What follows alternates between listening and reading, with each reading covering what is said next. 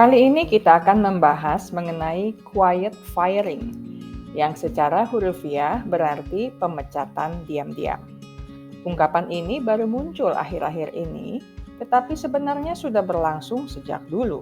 Pihak-pihak yang berwenang di sebuah perusahaan mungkin saja dengan sengaja menciptakan iklim kerja yang buruk, sehingga karyawan berhenti dengan sendirinya. Ada beberapa cara yang biasanya dilakukan individu di dalam perusahaan sebagai perwujudan quiet firing ini. Misalnya, membebani karyawan dengan pekerjaan ekstra di luar deskripsi jabatannya tanpa kompensasi yang memadai. Cuti pun dilarang. Menetapkan tenggat waktu yang ketat dan tidak masuk akal. Menghambat proses naik gaji, promosi, atau pengembangan karir karyawan tanpa alasan yang jelas. Tidak memberikan umpan balik yang membangun, apresiasi atau pujian atas kinerja, inisiatif, atau kontribusi mereka.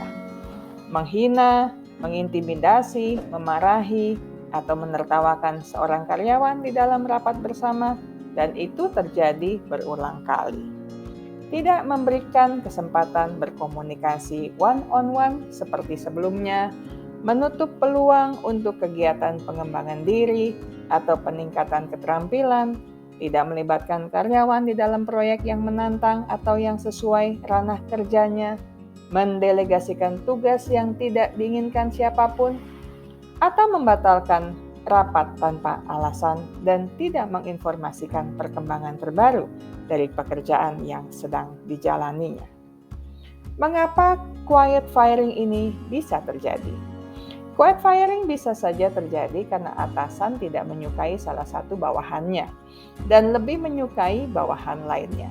Atau bisa juga karena kinerja seorang karyawan tidak mengalami perubahan, walaupun sudah diberikan masukan oleh atasan.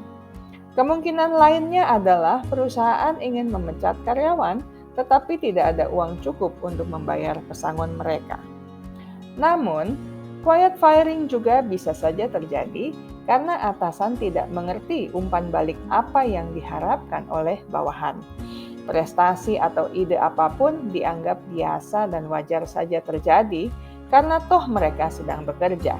Padahal menyampaikan hal baik kepada anggota tim akan bermanfaat untuk meningkatkan moral kerja dan keinginan lebih tinggi untuk berprestasi. Di tempat lain, para manajer mungkin tidak membangun hubungan yang baik dengan anggota tim.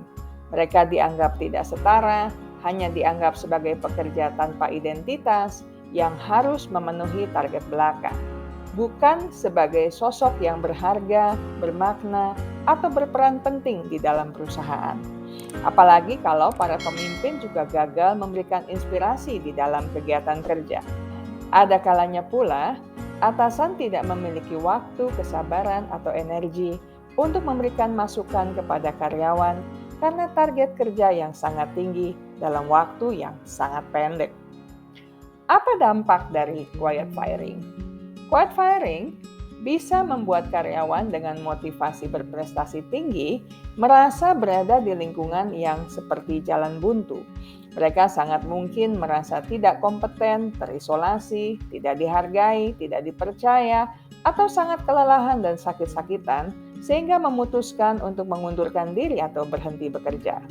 Dari sisi perusahaan, quiet firing membawa sejumlah manfaat. Salah satunya perusahaan tidak perlu memikirkan pesangon yang seharusnya diberikan saat memecat karyawan, karena karyawan itu yang mundur dengan sendirinya tanpa dipecat. Pertanyaannya sekarang, bagaimana menghindari tindakan quiet firing? Daripada melakukan quiet firing, seorang pemimpin, baik di posisi tim leader, ketua divisi, manajer, hingga pemimpin di C-level, seyogianya mengedepankan komunikasi asertif untuk menghasilkan win-win solution. Pengertian dan upaya menyelesaikan masalah akan lebih baik ketimbang hanya berdiam diri ketika tidak menyukai sebuah performa kerja seseorang dan menunggunya mengajukan surat pengunduran diri. Dari pihak karyawan, kalau Anda mengalami tindakan yang mengarah kepada quiet firing, Anda bisa mencoba menyelesaikan masalah secara langsung. ada baiknya untuk berbicara dengan manajer divisi atau atasan yang lebih tinggi. Tunjukkan bukti bahwa Anda mempunyai performa kerja yang baik. Ada baiknya senantiasa melakukan self-report tentang KPI yang telah Anda selesaikan. Jika Anda mengalami kendala berkomunikasi dengan pihak manajemen, Anda bisa mencari divisi HRD atau serikat pekerja untuk membantu menyampaikan pendapat Anda dan menemukan jalan keluar yang menguntungkan kedua belah pihak. Jika Anda tidak mendapatkan kesempatan yang baik untuk bernegosiasi, mencari peluang yang baru di luar kantor juga merupakan pilihan yang terbuka untuk Anda. Bagaimanapun, bila lingkungan kerja tidak menghargai kinerja Anda yang perlu menghargai kualitas diri Anda sendiri. Saya selesai sampai di sini. Sampai jumpa lagi di minggu mendatang dengan video menarik lainnya. Terima kasih atas kesetiaan Anda bersama channel Bahas Psikologi. Ingat baik-baik, kesehatan mental Anda sangat berharga.